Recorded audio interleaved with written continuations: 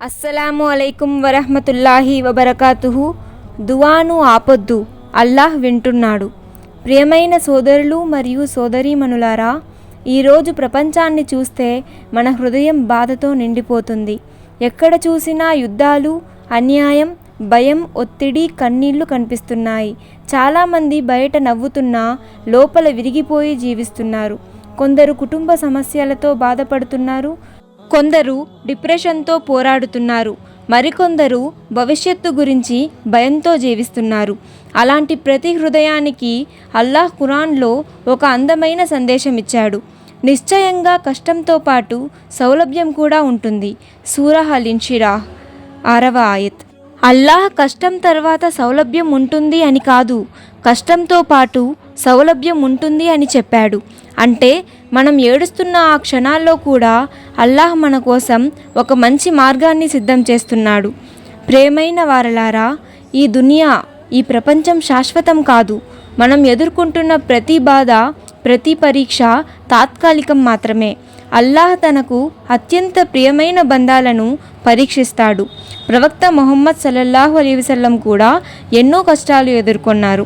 త్వాయిఫ్లో ఆయనపై రాళ్లు వేశారు, ఆయన హృదయాన్ని బాధ పెట్టారు. కానీ ఆయన అల్లాహ్ మీద నమ్మకం కోల్పోలేదు. సహీ బుఖారీలో ప్రవక్త ముహమ్మద్ సల్లల్లాహు అలైహి వసల్లం ఇలా ప్రకటించారు: అల్లాహ్ ఎవరికి మంచి చేయాలనుకుంటాడో వారికి పరీక్షలు ఇస్తాడు. సహీ బుఖారీ. కాబట్టి మన జీవితంలో కష్టాలు వస్తే అల్లాహ్ నన్ను వదిలేశాడు అని అనుకోకండి.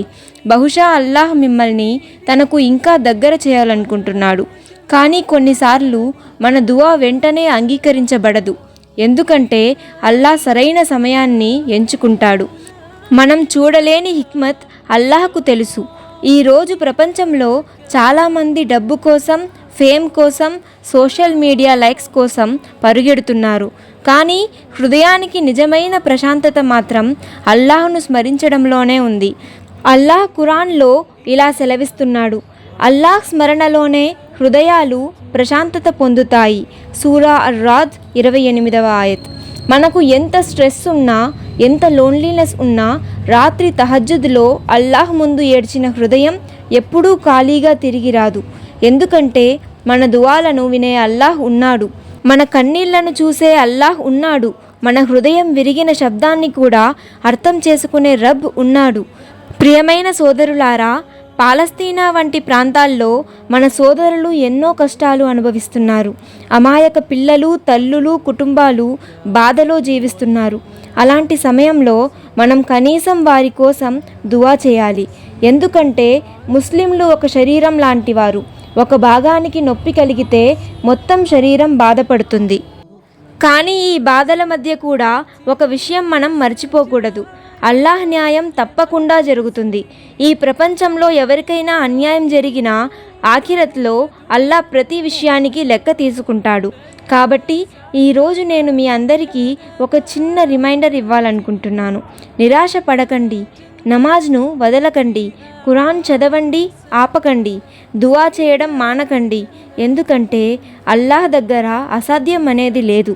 మీ హృదయం ఎంత విరిగిపోయినా, మీ పరిస్థితి ఎంత కష్టంగా ఉన్నా మీరు ఒంటరిగా లేరు. అల్లాహ్ మీతో ఉన్నాడు. ఖురాన్లో అల్లాహ్ ఇలా సెలవిస్తున్నాడు: నిశ్చయంగా అల్లాహ్ సహనంతో ఉన్న వారితో ఉన్నాడు. సూరా అల్-బకరా ఆయత్ 153. కాబట్టి సబ్రుతో ఉండండి, తవక్కుల్ పెట్టండి. ప్రతిరోజు అల్లాహ్కు ఇంకా దగ్గర అవ్వడానికి ప్రయత్నించండి. ఎందుకంటే ఈ ప్రపంచం తాత్కాలికం, కానీ ఆఖిరత్ శాశ్వతం. అల్లాహ్ మన హృదయాలకు ప్రశాంతత ఇవ్వుగాక, మన పాపాలను క్షమించుగాక.